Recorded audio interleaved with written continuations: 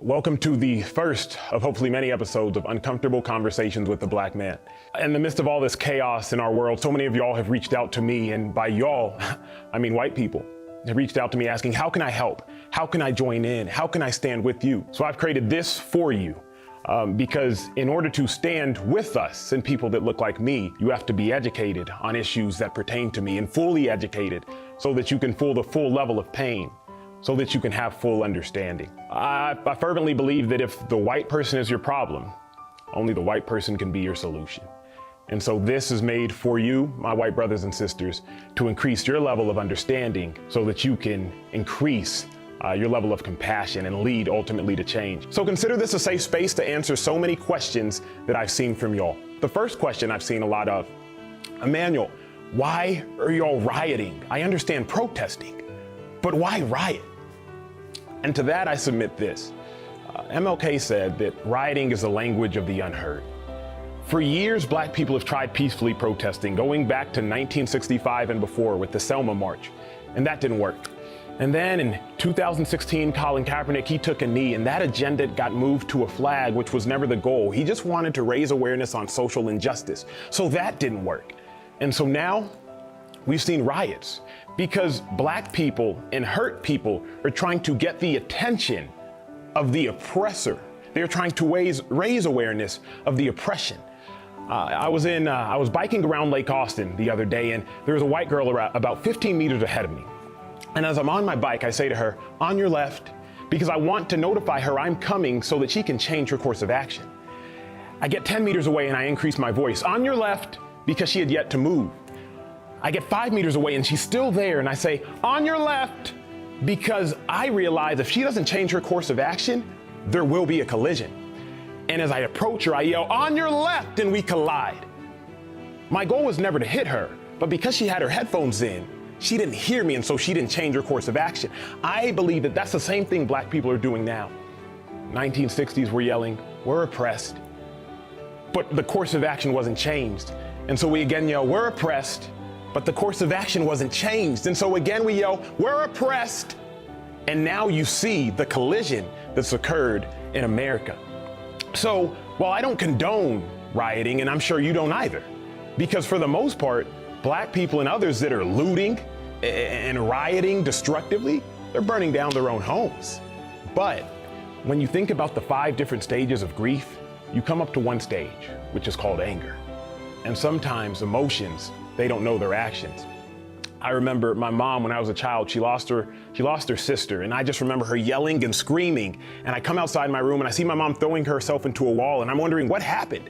And my dad tells me that my mom's sister had died. Thinking back on that, throwing yourself into a wall, it's not going to change anything. You're actually harming yourself. But sometimes pain and hurt, it doesn't know how to express itself. You know, another question I get from my white friends, they ask me, why do you think white privilege exists? And I say this, if you and I were in a race and the official at the start line, they held me back for the first 200 meters, and you had a 200-meter then head start, the only way to level out that race is to either stop you from running or put me on a golf cart and catch you up and catch myself up. Well, you see, what we've done in America is we've simply said, okay, Emmanuel, you're now free to run. And we've acted as if it's a fair race, when in all honesty, Black people were held back for hundreds of years. And so if in the late 1960s we say, okay, Black people, you can go now, that's not a fair race. LBJ, he said it best when he said, you can't shackle and chain someone for hundreds of years, liberate them to freely compete with the rest, and still justly believe that you've been fair.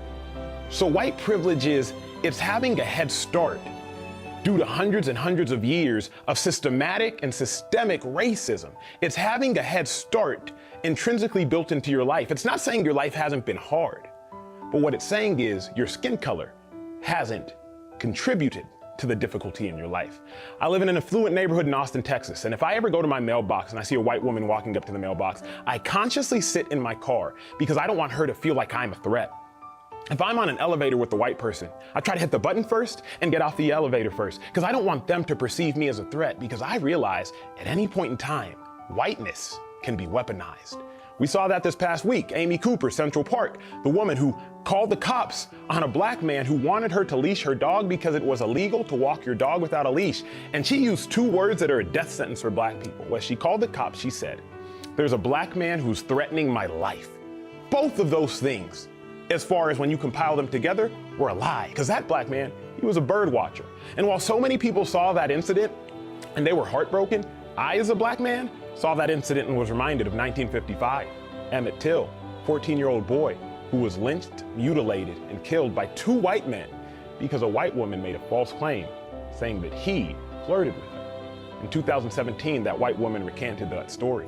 In 1956, the two white men that killed him, they got off. And they admitted that they did it because they knew they couldn't be charged again due to double jeopardy.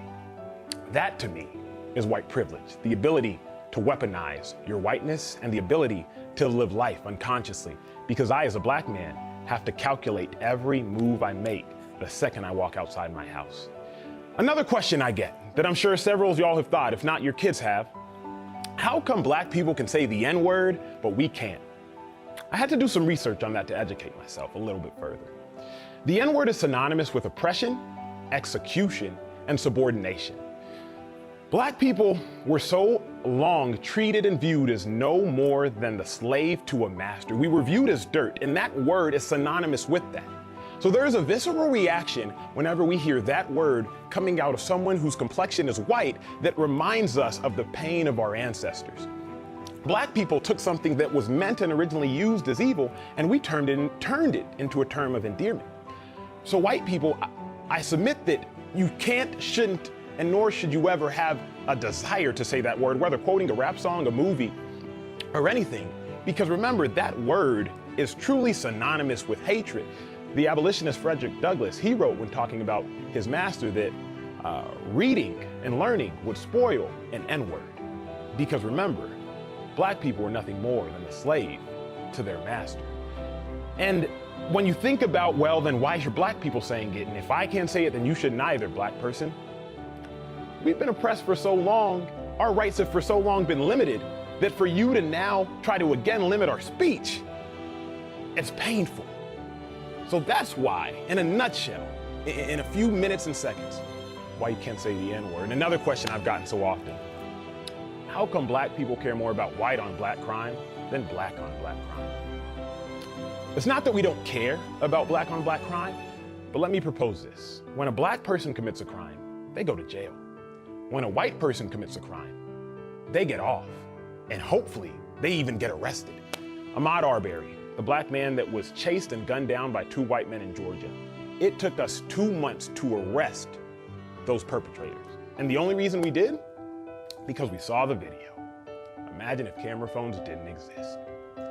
Black on black crime is an issue, but if you do the research, high violent crimes are all intraracial. Blacks kill blacks, whites kill whites, Hispanics kill Hispanics. So it's not that we don't care, but it's the same issue as why y'all saying Black Lives Matter when all lives matter. We understand all lives matter, but right now, black people are dying at the hands of white people, and I can't change that. Only you, my white friends, y'all can change that. So if you want to know how can you help, how can you stand with us, how can you stand with me, you must first educate yourself so you know exactly what you're standing for and why you're standing.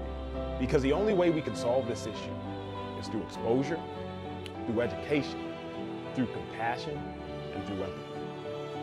Thank y'all for tuning in to the first of hopefully many episodes of Uncomfortable Conversations with the Black Man. Consider this a safe space to educate yourself and help me help you by leaving your questions and sharing this video. Because while you might think you're not ignorant, someone you know and someone you love, they may be.